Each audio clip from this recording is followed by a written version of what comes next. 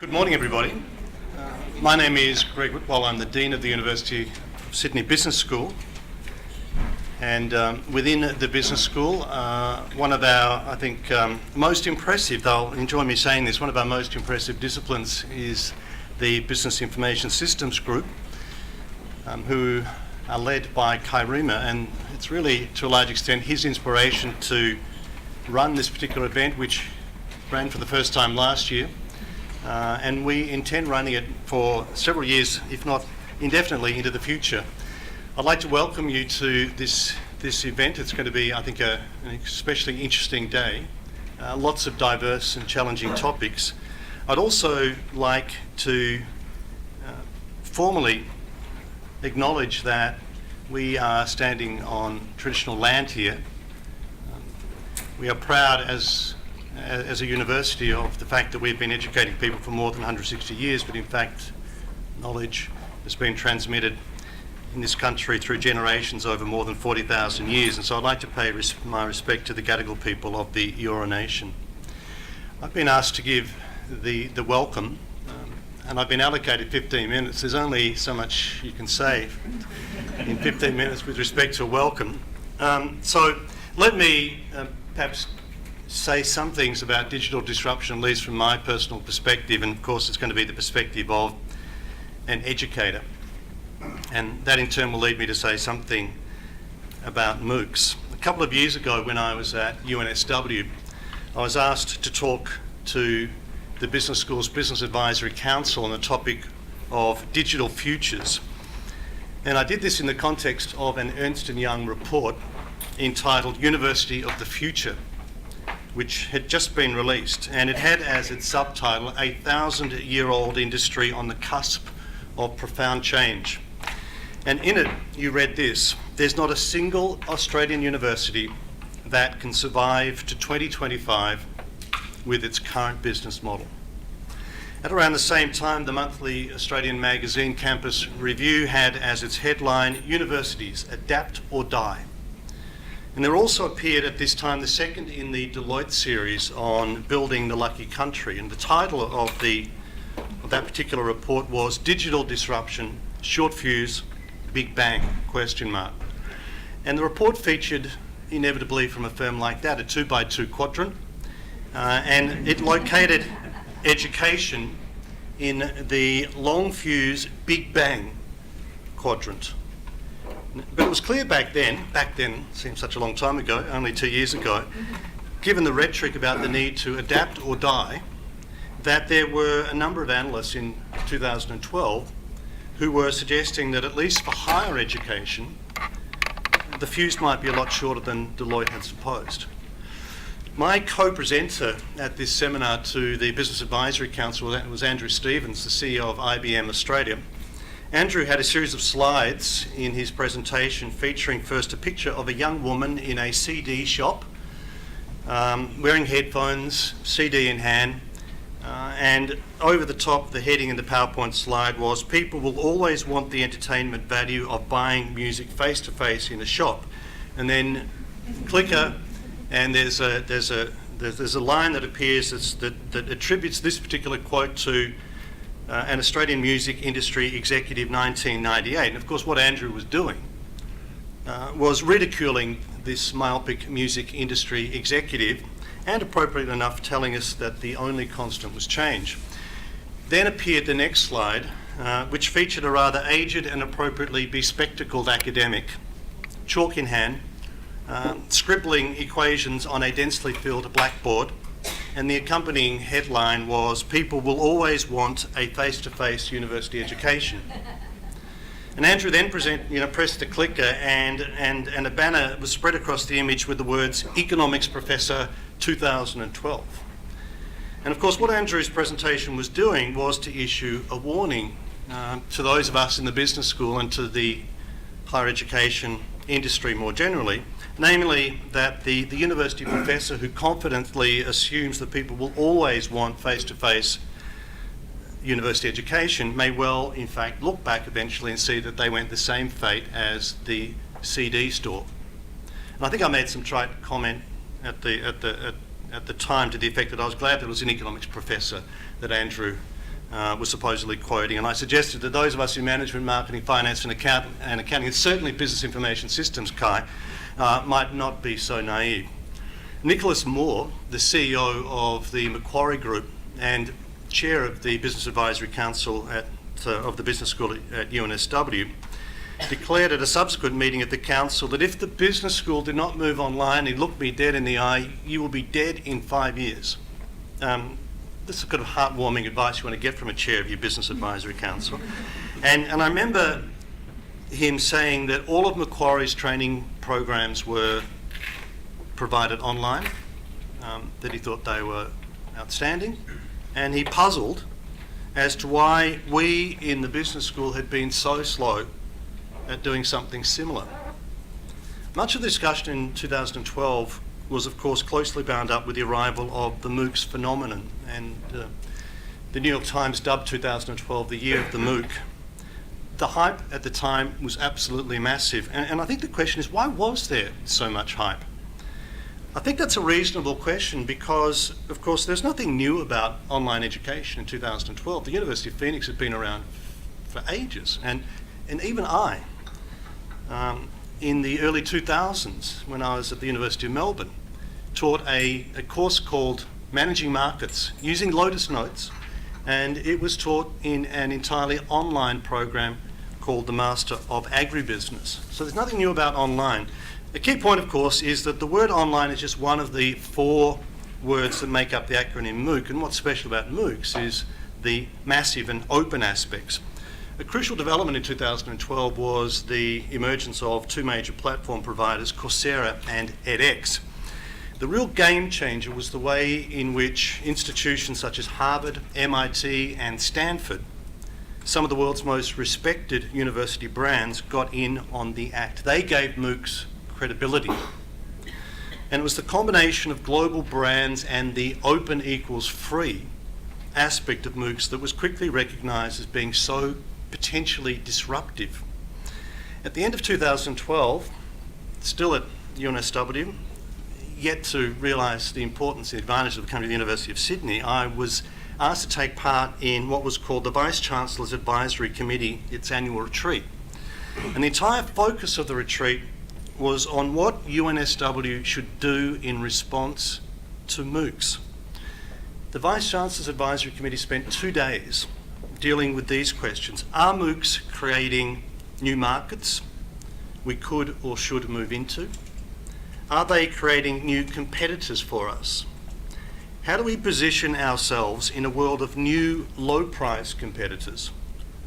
Can we simultaneously offer the same course or program as something paid for by on-campus students but free for those who do it as a MOOC? What is the role and the demand for the on-campus experience in an increasingly virtual world? And will MOOCs affect graduate courses more than undergraduate courses? And one conclusion we came to was that we needed to separate open from online. One is about technology, online. The other is about a radical new business model, open. There were, of course, many people present at the Vice-Chancellor's retreat who thought that this was a fuss about nothing. They pointed to these questions. How can you ever monetise MOOCs? How do you fund their development? How can you provide credible, secure assessments of what has been learnt in a MOOC? How do you provide meaningful assessment other than just multiple choice tests? The issue of certification. Should universities provide credit for the completion of a MOOC? How can you be confident about the student's identity, security issues? Can you package a collection of individual MOOCs as a degree? Will employers recognise the completion of MOOCs as a qualification of some sort? And what about the very high dropout rate currently experienced with MOOCs? The sceptics at the retreat thought that it would take a long time, if ever, to find answers to these questions, and they thought that the hype would dissipate before too long. Others questioned not so much the business model of the MOOC providers, but the assumption that students are self-regulated learners who already have the academic and ICT skills necessary to succeed at study. And there were many, I remember vividly at the time, who were commenting on the fact that most of the MOOCs at that particular time, notwithstanding the so-called rock star professors who were presenting them, were in fact just dead boring and likely to be soporific rather than educational. Much of the hope and the hype surrounding MOOCs focused on the promise of courses for students in poor countries with little access to higher education.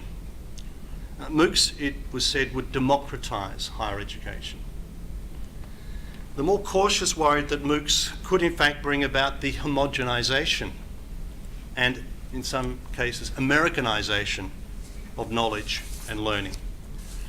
2 years on, questions are now being raised about whether there is in fact any compelling evidence that MOOCs are democratising higher education.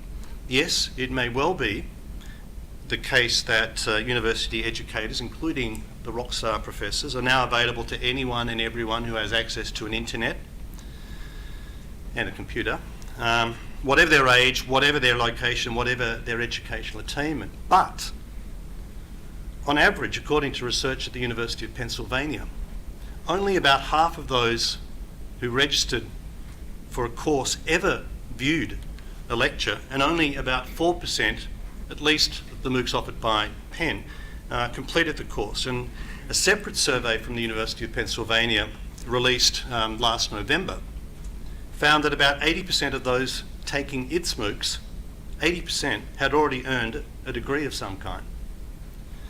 More fundamentally, questions are being asked about whether the arrival of free online courses will in fact lead to the revolution in higher education that so many people were talking about back in 2012. Some people are saying in a kind of tongue-in-cheek manner, the MOOC is dead, long live the MOOC. Well, if that were the case, then they would have to explain why this month, September, the new fall season in North America, not only for the release of new TV shows, but also for MOOCs, there's a record number of MOOCs being offered on a screen near you. There are in fact 328 new offerings being released this September.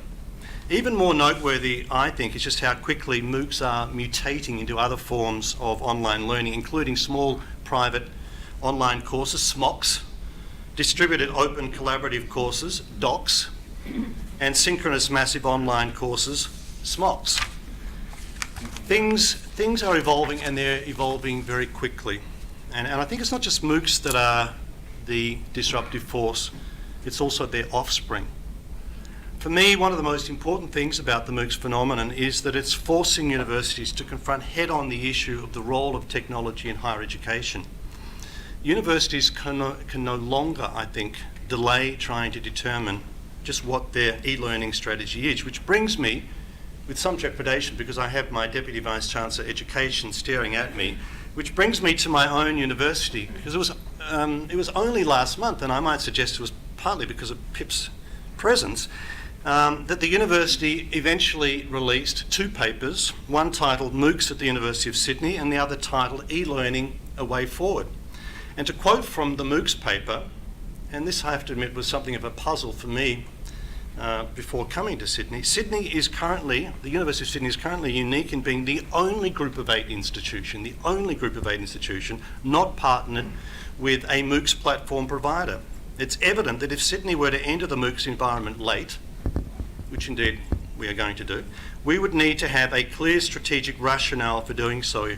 In order to be competitive, we would have to resource high quality courses and be prepared to do so for some years. One of the features of the paper was that it debated whether in fact MOOCs should be seen as disruptive or just enabling.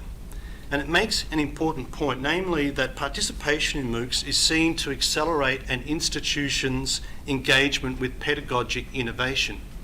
And it quotes from the University of Melbourne, which was the first of the Australian universities to join Coursera and the first Australian university to offer a MOOC. Melbourne says this, that it hopes, and hopes I think is the important word, hopes MOOCs will provide the opportunity to develop high quality resources for flipped interactive classes, to offer courses at a scale, improve learning and teaching through data analytics, and showcase high-quality courses.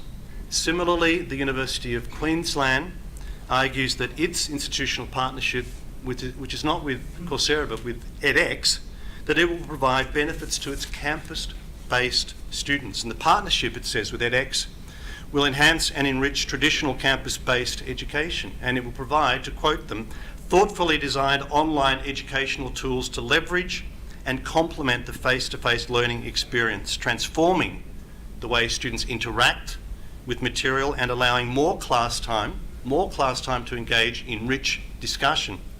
So the argument is that MOOCs should not necessarily be destructive, but should in fact be a partner of sorts, directly or indirectly, with a richer and more satisfying campus-based educational experience.